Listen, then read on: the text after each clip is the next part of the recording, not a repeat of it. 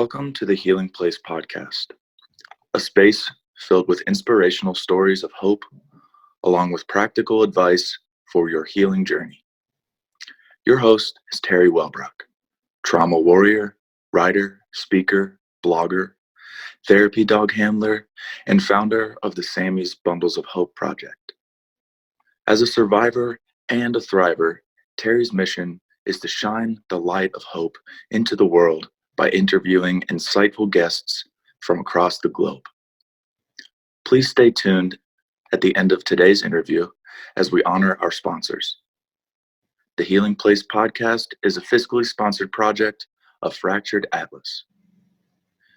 Now, here's your host and trauma warrior, Terry Wellbrock.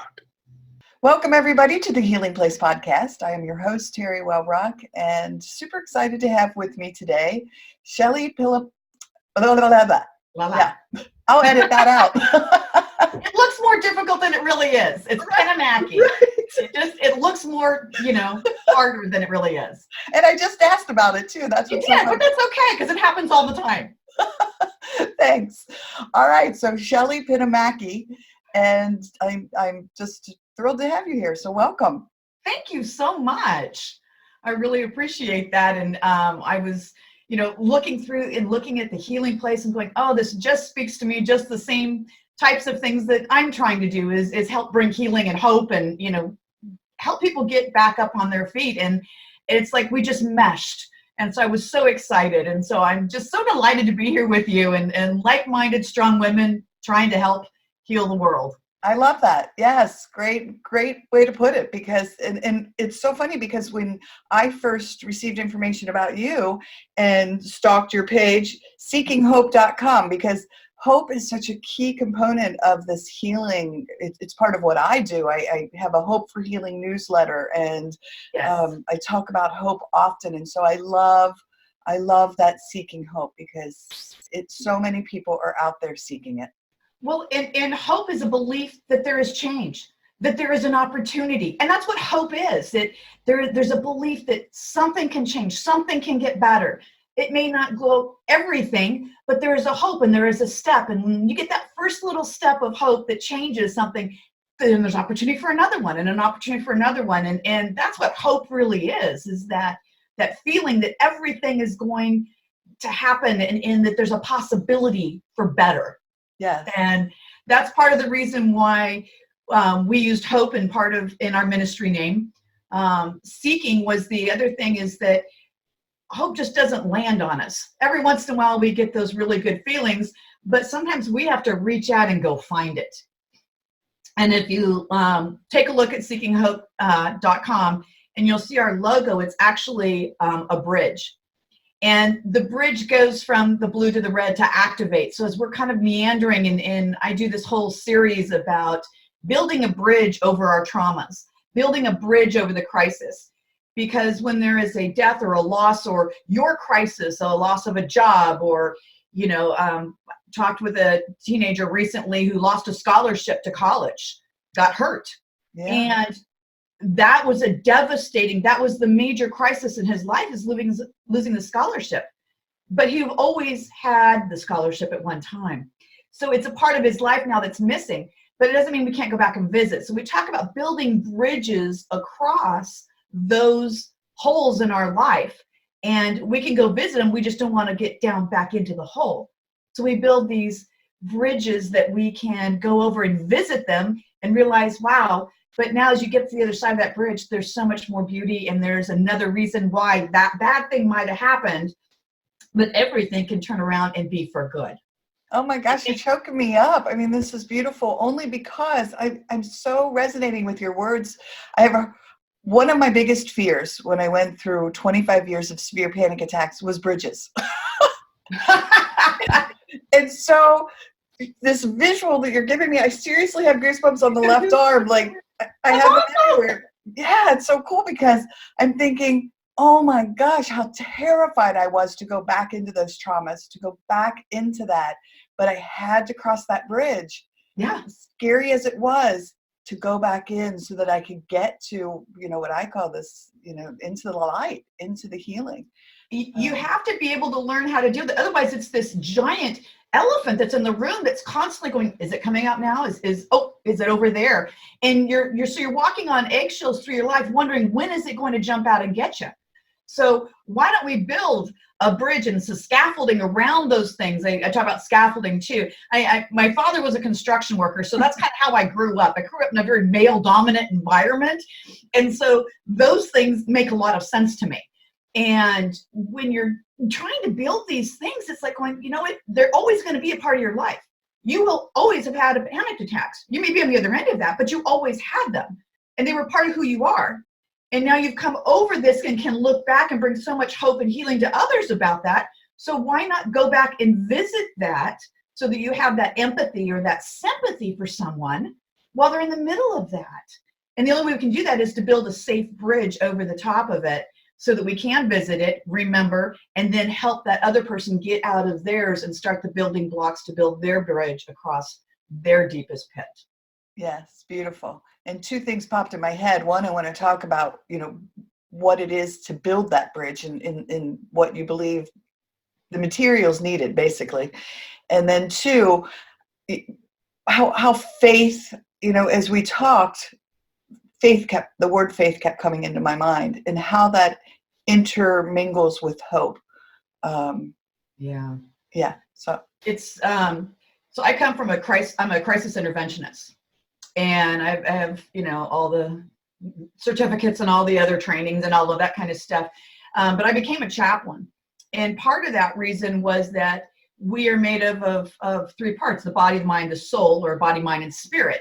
And if we don't take care of all three of those, then the stool with the three legs is always going to fall over.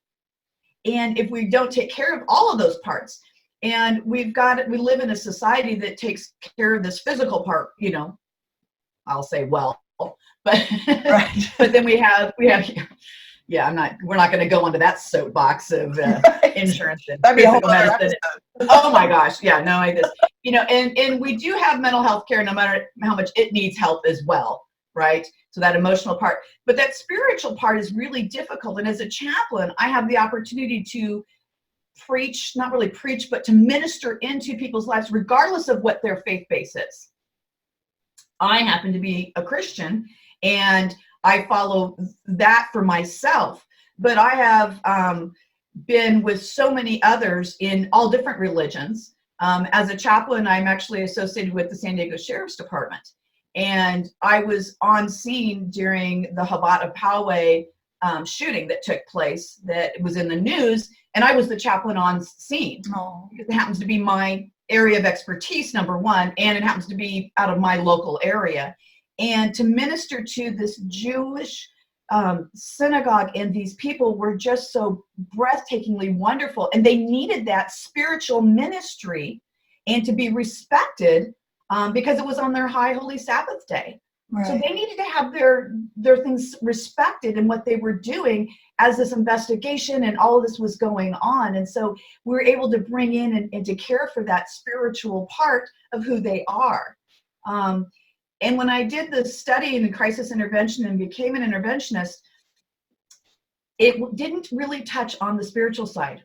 And I thought, if we are really a triad person, how do we take all these practical tools of how do we help bring healing and hope into their new future? Because a crisis intervention happens at the midst of that crisis, or within hours, or just days, right. Not this long-term psychotherapy, because I am not a psychiatrist or psychotherapist. That's not what I do. And so when we go back and try and heal that part, I realized that was missing from all of my training. And so I started to go, wait a minute, there's got to be. So I connected with seminaries and Bible colleges and other areas, trying to figure out how do we pull this all together. And that's kind of the reason why Seeking Hope existed, was to marry both the crisis intervention with a faith-based community. And then rather than being a pastor of a Christian church, it was like, no, I want to be a chaplain because I want to cover all. I just happen to be Christian, but I want to make sure that everybody that I've come in contact with, or that I'm called to a scene to minister to, because ministering is not a religious word. People get that really confused. You actually look it up in the dictionary. It means to care for one another. Oh, yeah. So if I'm ministering to someone, I just want to care for them, and whatever their spiritual foundation is, then bring that healing into that arena and use part of that triad to help bring hope so that they can heal both physically, emotionally, and spiritually. Yes, beautiful. And I love that idea of ministry. And the thought popped in and out of my head, but the idea of honoring, that was the word I was looking for, honoring one another's. I talk about this a lot, and honoring one another's journeys. And that's beautiful that you've brought this to light for me, because that includes honoring one another's spiritual journey. It does. We're all different, and we can't force one on the other.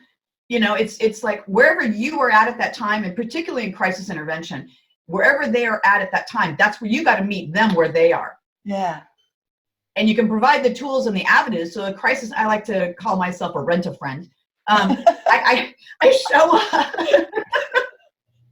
That's the best explanation I can say. I'm a rent-a-friend. I'm there in the middle of the worst possible day ever, but I know how to respond. And that's kind of what Seeking Hope was to teach people how to respond in someone else's worst day. Right. And that was kind of the idea. So, as a rent-a-friend, I'm just there to help them kind of shore them up, put them kind of back together as much as we possibly can with all the wounds. I like to compare it to, let's talk about the EMTs, right? The guys that show up, you call 911, the fire department, and the ambulance drivers and all of those guys, right? They show up on the scene. Their job is not to heal that person. Their job is to patch them up, life-saving, make sure they're not going to die on the spot, right? Patch them up. They're no longer being stabilized is the real key word there. Stabilize them and then send them off to the hospital. So I'm not going to perform surgery on somebody. No, and neither are they. They're going to send them off to be taken care of. So the people that I come alongside, I'm just trying to stabilize them. And a lot of people, just like when the fire department shows up, sometimes they got a bad cut, but once they get the bleeding stopped and they clean it up, they go, it's a stitch or two, or maybe it's not even that. But yeah, that's okay. And they can go on. But some people need to go to the hospital. And that's the same thing that I just I provide opportunities saying, these are some resources or some avenues that you can go to get long-term healing. Yeah. Because a lot of really good psychologists and psychiatrists, psychotherapists, they know that they're not really good on the spot in the middle of the blood and the guts and the gore. Right. But they do a great job of helping in the long term. I do really good in the blood and the guts and the gore, but I'm not the one you want to talk to for the long term because I don't have that patience for that. I'm there, let's get together, let's pull it, find your resources, shore you up, bring in the people that you need to support you, and then figure out what a plan is, and then go, here's your plan, and it's wonderful getting to know you. I'm sorry I had to know you under these circumstances, and now you're in a stable place. Move forward. Yeah. And that's kind of what I do and what I try to teach people to do. Wow. Yeah. That's a lot. No, again, my mind's going, like I have 100 questions because it's, that's powerful. It's powerful imagery and phenomenal comparisons because that's exactly right. Is when you're there in the moment or just after the moment, I guess. Right. But what a powerful, powerful resource that is for someone who has been through a traumatic event. We just lose. I mean, shock is a wonderful thing. It is a God-given gift. Right. The problem we let shock go too long or it gets too intense, then that's a problem. But it's just like everything else, right? In moderation. But shock is a beautiful gift. You go into this numb state of you can't answer questions, you can't do it because your brain is protecting yourself. Right. So that you don't go off and do something dumb or do something stupid that's going to injure yourself or others in the midst of doing that because you don't know. And that's why when someone comes from the outside into a situation, I'd rather not know the people. And, Seeking Hope kind of came out of my own pain and my own things that took place. We are at, it's 2020. So it was 8 years at Christmas that we lost my sister in a horrible, it was a kidnap, murder, and torture situation. Goodness. And the people that came into our lives that very moment and that day were so destructive. No matter that they were the closest people to my sister. I mean, childhood best friends were calling on the phone. There was a lot of things that took place that were kind of really weird, to the point that, you know, my nephews were missing and the police told us to stay put. And I was standing in the kitchen with my mom because she's, you know, calling me saying, your sister's been shot. You need to come here because we're staying here. They can't find, you know, my nephews. And we're standing in the kitchen there and not knowing, because we didn't know anything other than what the police told us to do.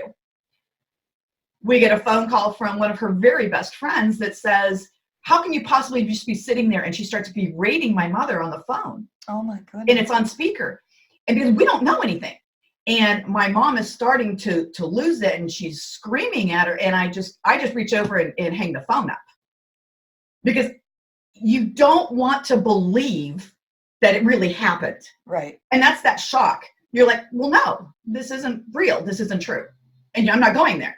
I mean, I should have known when I got the phone call. You know, I live about 30 minutes from my parents' house, and I get the phone call, and I should have known then. She's asked me to come to her house, not to a hospital. But, you know, I can look back and see that. But at that moment, I can't. I'm just praying on the way driving to my parents' house. So people respond in a lot of different ways. Yeah. And what we call that is a secondary injury. So what was happening is we were starting to get bombarded. It ended up being on social media before we were officially told. I mean, it was a nightmare. Oh my goodness. And it was because people don't know how to respond. They're in pain and they want to reach out, and they don't mean it. They're not trying to be vicious or cruel or whatever, but they are.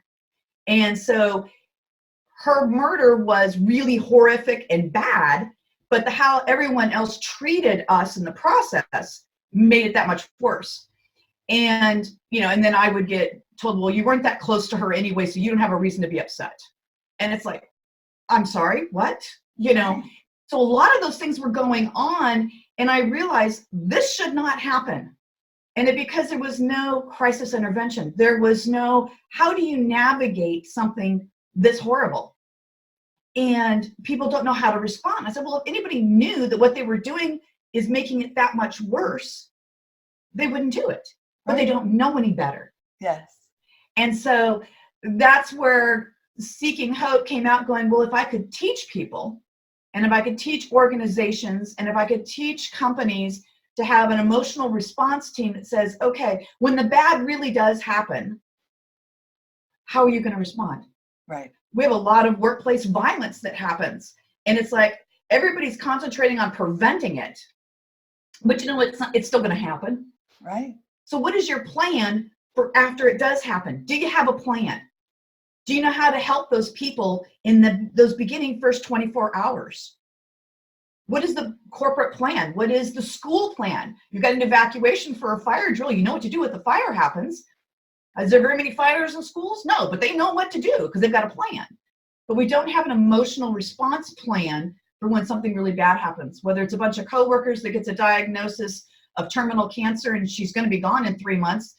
How do you emotionally support that team of coworkers? And I was flabbergasted and in awe that there is nothing out there. It doesn't exist. Right. And so I went, okay, Lord, this is what you've called me to do in the middle of all of this and experiencing my own pain. How do we now move forward with this?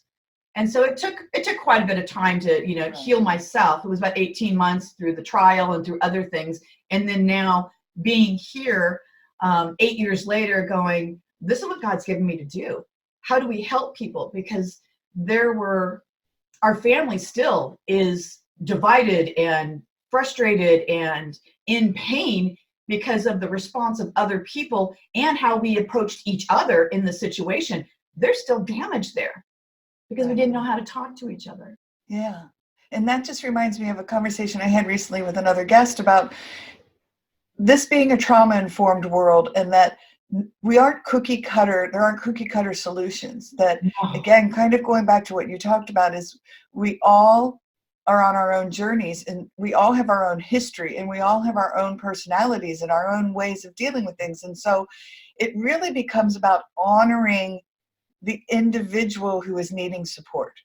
Right. And saying, what is it? And a lot of times they don't know in the moment what they need, but what is it that you need? And so then it becomes, would you like to talk privately in another room? Or do you want to yell and scream about it and cry? Or do you need to be surrounded by family? Or do you need just some isolation and a journal? And it truly becomes about what that individual needs. And that's what I do as an interventionist, is start ferreting out what does this person needs by, questions you ask and just the observation. I am very much a people observer, and I kind of always was, but I've learned that those techniques and those things, I can read people incredibly well. And so we teach some of those activities on how to manage and how to look. And you've got a type A personality that's leaning up over here at the funeral and just sitting there going, yep, I'm good. How do we approach that person? Because they're really hurting. It's the ones that are screaming and crying that I go, you know what, they're going to be okay. I can actually, but that one over there that's really quiet and not doing anything and acting like it's all good, that's the one I'm really concerned with. Yeah. So it's really kind of an interesting, situation. And I love everything's different. And it's really bad to say, I love going into these things, but that's what inspires me, because I know that I can bring hope. Yeah. I can make sure that they're not nearly in the amount of pain, that those siblings will still come out of that as siblings in a relationship, that those best friends will stay best friends, not immediately irrevocable, damage done by how they talk to each other in the midst of this crisis. Right. Yeah. Again, beautiful. And I want to thank you for sharing your story, and yes, and just honor it. And yeah. On my website, I kind of go through some of the story and the history of how we do some of those things and why we do some of that, and give away a lot that's on my website. Lots of videos and FAQs and resources, and my podcast and all of that kind of stuff too, to help people. I want to go just honor one another and talk to each other. And it's okay to say, I don't know how to help you. Is there something I can do that can help you? And how do we ask those questions in a way that person can actually respond? Because they're not capable of responding. But how do we do that? And it's okay to say, I don't know. But we live in a society that says, well, you should know or figure it out. It's like, well, it's okay to say, I don't know. And a lot of times that person says, I don't know either. It's like, great, so let's sit here on the floor and just, I don't know together. Yes. And that's okay too. Oh, and I wrote a blog piece about this, I don't even know how long ago, about watching my therapy dog, Sammy. And I work in schools. We volunteer in schools 1 day a week. And we had gone to the school one day, and a previous coworker, a teacher, had died, and all of the teachers and staff were going to the funeral. And so they had substitutes come in to take over for those few hours. But they asked me to walk down to the office with Sammy, our Labradoodle, in tow. And when we walked in, I just learned so much from Sammy about how to respond to grief in that moment, because she, just exactly what you were just explaining. And again, I got goosebumps because it's just beautiful, is that there was the first person she came in contact with who just, got down and just hugged on Sammy and just loved her and just absorbed this energy of this dog that's, she's so calming. And Sammy's tail was, wagging. And then, somebody else came up and was like, oh my gosh. And they were chipper and happy and loving on Sam and petting her head. And then there was the person standing over in the corner who caught my eye. And I just kind of slowly walked in that direction. And all Sammy did was just lay her head against this person's leg. Mm-hmm. And this person was standing there, arms crossed, like you said, and their hand just went down. And I got so emotional, and they just touched her head. And the two of them had this moment that was so healing and so powerful. And I was like, all right, this is what this is about.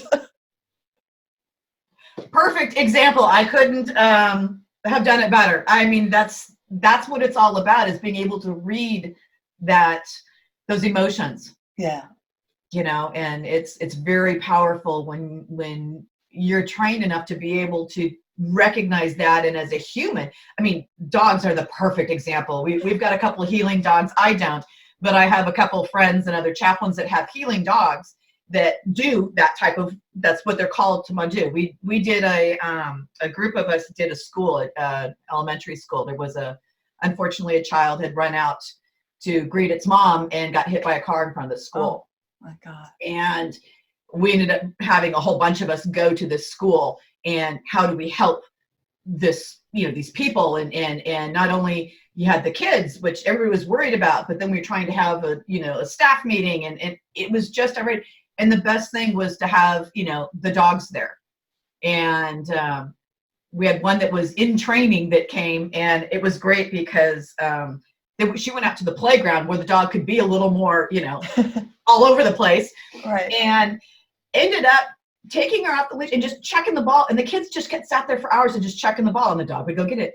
I did learn, very similar for dogs, but it is very, very true for people as well, is that you can only take so much of that, and the dogs need to be removed to rest, right, to recoup, to be able to re-energize and flush off that so that they can go and do it again. And self-care in this type of business is so important.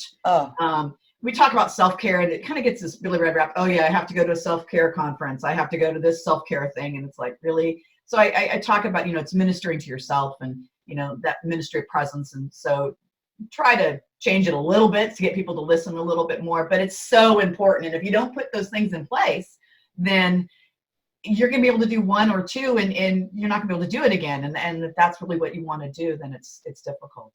Right. Very cool. Well, to go back to the bridge for a minute. So what building materials do you utilize in helping people either build the bridge, cross the bridge, stand on the bridge? A lot of it is acknowledging, we kind of talked a little bit about acknowledging where they are. And one of the things, because when you're in the middle of that trauma, the crisis, your immediate thing is, no, this is not happening. Right. I am not doing this.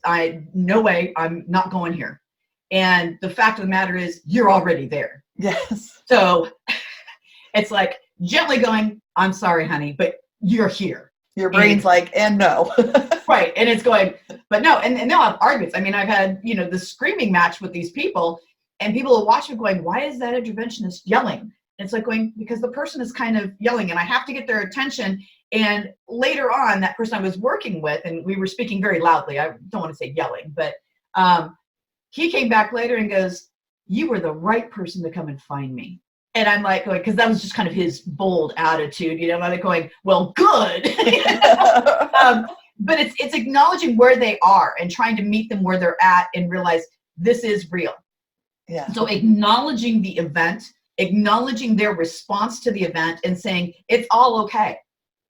So if you want to, sit here and punch a pillow, then great. I will bring tissues along, and it's not necessarily to wipe the eyes, because I don't ever want to tell somebody to stop crying.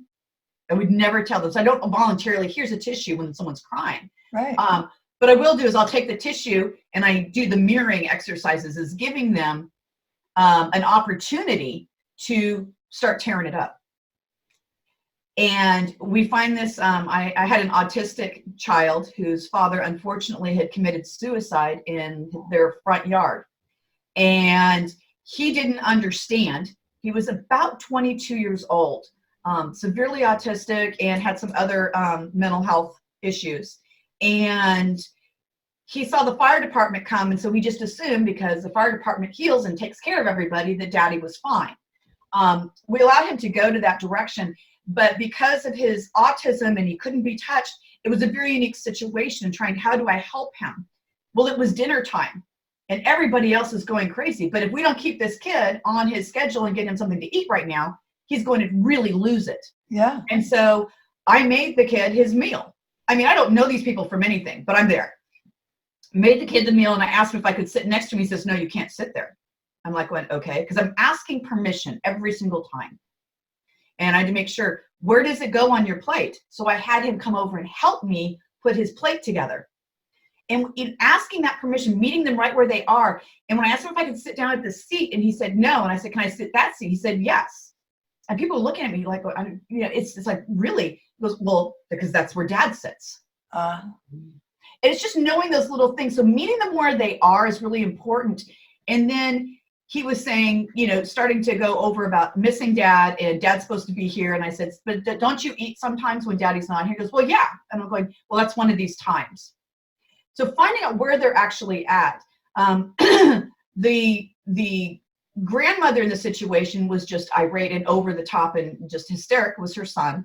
But I had to take her aside, physically take her aside to get her away from him and meet her with, yes, this happened. Why did he do this? And I said, I don't know. If there's going to be a reason, we'll try to find out, but we may never know. And sometimes that's the worst, is not knowing. But getting them to go, okay, yes, he did do this. And letting them experience where they're at right then and come to the realization that this is truly happening in a loving, giving, supportive way. And that's the hardest part. And that's where that first secondary emotional trauma can take place, is by telling someone that their loved one has died, or you're in an office and you've been laid off. And they come home and go, I was the sole breadwinner. What do I do? I have no other means. We live paycheck to paycheck. How are we going to help that person? Right. I don't know yet, but let's sit down and figure this out. What are some things that we can do right now? And going, yes, it does suck. It is the worst day of your life. It is, don't try to argue with them. Right. No, it's honoring again. Again, what keeps popping in my head is you're honoring their journey. You're allowed to be angry. It's a human emotion. You're allowed to be sad. You're allowed to be in disbelief. Right. It's okay. It's okay. Yeah. And, I get, of course, particularly when I show up in my chaplain uniform gear, it's why God? Why would God do this? Right. And I'm like going, don't know. I'm not God. He goes, well, I'm mad. I said, you have every right. And you can be mad at God too. That's okay. He's a big God. He can take it. Right? That's the little sort of things. I mean, even Jesus got mad. He flipped over all the tables. That's right. He's okay. He used the whip. It's like, it's righteous anger. It's fine. Oh, whatever. It's okay. Because he already knows how you feel. So tell him. You want to have a screaming match with him? Go right ahead. Let's have it. And I will start them if that's the journey that they want to do. And kids, they like to draw pictures. We had a boy that wanted to chuck rocks. And so said, well, we can only do that in a very safe situation. So we ended up finding some, there was a pool noodle. And so I went in the kitchen and grabbed a knife and I started cutting up this pool noodle. Start chucking these. And we started throwing them at them, made a little water thing because I don't want to create any permanent damage, although the noodle, the mom said it was okay. Right. But, started chucking these things. And you know what? The kids, and I found out later on, because sometimes I'll get, they don't remember me. They don't know who I am. And that's okay. That's fine with me. That's great. Sometimes they find me either through the internet or somebody asking somebody or somebody. Got a letter that this kid now, whenever he was angry or upset, he would go grab this bag of chunks of pool noodle and he would go chuck these. And it became his therapy. And when he get home from school, mom knew, oh, he's chucking noodles, let him be for half an hour. And then he'd come in and he could talk about it. So it's like, wow, thank you, Lord, for, creating an opportunity that, gave somebody some help and know that they can do with themselves right then and there. So it's amazing what happens through some of this journey, these processes that take place. Yes. Again, beautiful. And just the honoring of where they are. That's what just keeps coming back. And I just absolutely love it. So I'm going to look at my notes here and see, there were a couple, you've touched on so many of these points that I wanted to talk on. Ripple effect of our actions. That was one of the other things that I wanted to talk about was on our highlight notes. Yeah, the ripple effect, I have an entire module I talk about the ripple effect. And we live in a society that's kind of, about me, or it's about that incident. So I use the example of 9/11. So the people that were in the towers, that's the center of the issue, right? That's the crisis center. That's the event center. So those people are number one affected. But as it ripples out all of New York, right? Just like that cloud that dissipated, people are being affected. And the closer you are to the event, the more painful or the more acute it is. What happens is that now I live in San Diego. New York and San Diego, farthest part, Right. across the United States, right? But I was traumatized in a way, going, oh my gosh, I can't believe this. We all were. I mean, the whole world was traumatized over it, right? Right. My husband worked in high rises downtown. Well, the first thing they did was they canceled all airlines. So there was no flying anywhere, and people were stranded all over the place. So those people were at epicenter. It just continues to ripple out. But he was, all the high rises were shut down and people were all sent home. And so that's that ripple effect. I don't have a right, though, to go to somebody in New York and say, I understand how you feel. Right. Because I don't have a clue. And it would be inappropriate. Same when someone dies, the wife of the surviving spouse has got that first impact. The second ripple out is going to be his sibling. I mean, not his siblings, but I mean his children, maybe his mom, maybe his siblings, and then it goes to the friends. And there's this ripple effect that takes place. What happens sometimes is you've got the friend that's out here on the third level comes in and inserts themselves into the middle. I'm in just as much pain as you are. You don't understand. This was my best friend. This was my coworker that we were so close with. And I know exactly how you're feeling. And that's not true. And we have to honor that ripple. And so when I talk about the ripple things, find out where you are within that ripple. I didn't even belong in the middle of my sisters. And I made a lot of mistakes. We all did. I mean, that was me coming up with, in designing Seeking Hope. I made so many mistakes in the beginning because I was in the middle. I was with my mom the whole time. I never said I understand where you feel, but I had another sibling, get on me. You don't belong in the middle of this. You have nothing to do with this. This shouldn't be with you, because we had a merged family. Right. And so it was like, okay, well, that didn't make sense. And I'm going, but I'm worried about this person and how they're doing. And so there's this friction that happens, and you need to figure out where you belong in that ripple. Right. And don't insert yourself into places where it is. So I always talk about pain flows out and support flows in. So if you're at level 2, you offer support to level 1. You may complain to level 3 all you want. And you can have your crying and your fit and your pain and let it flow out and honor where you are in that situation. But don't direct it inward into the middle of the center of the event. It needs to go outside. And so that's when we talk about that ripple effect that it takes place. I have no right to call somebody in New York and say, oh my gosh, I can't believe this is going on. I understand how difficult this is for you, because I don't.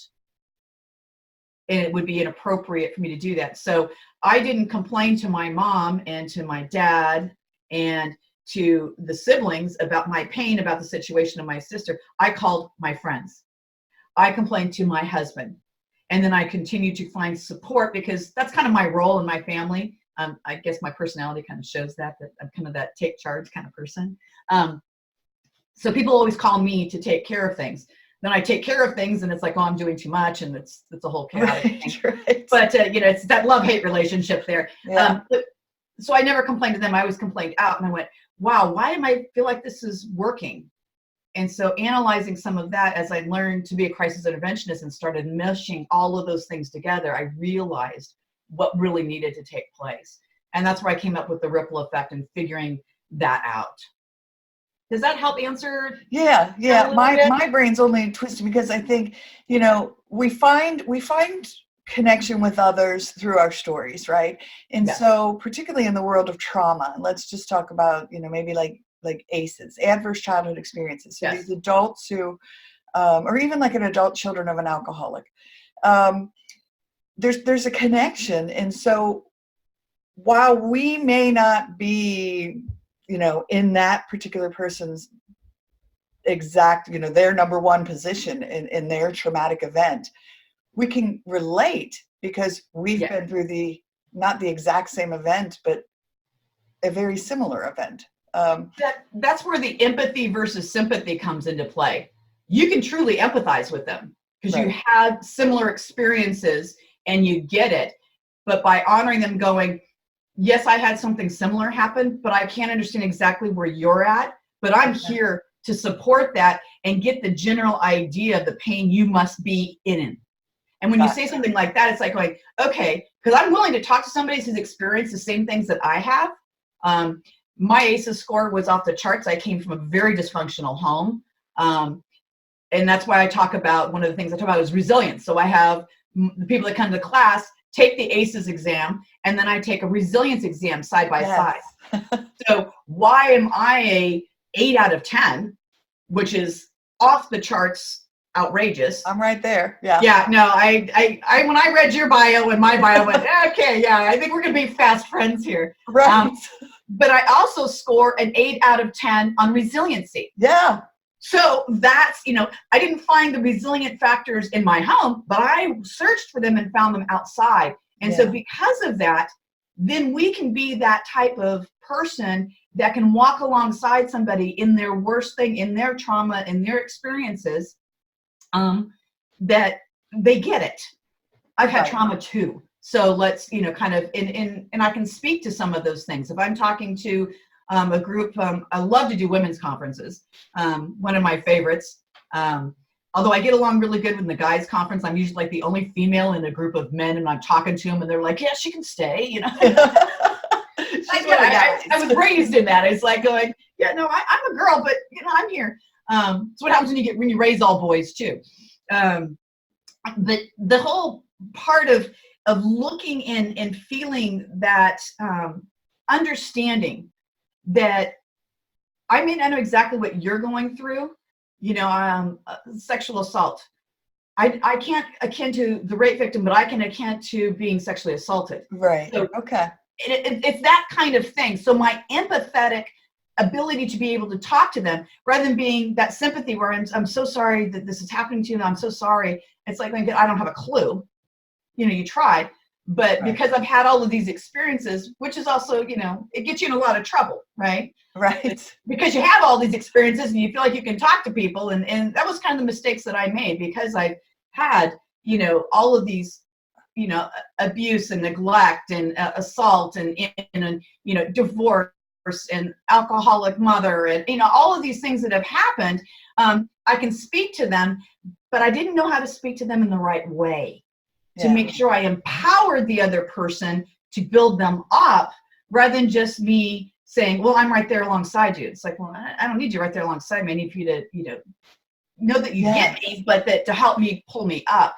And that's what I have learned over this process in these years. And then finally building Seeking Hope was me learning those tools and those traits and those tricks to be able to say, hey, yeah, I've had some really bad experiences too. Not like yours, but I kind of get maybe where you're at right now, and my story is not important here, but I think I can help you. Yeah, I love it. All right.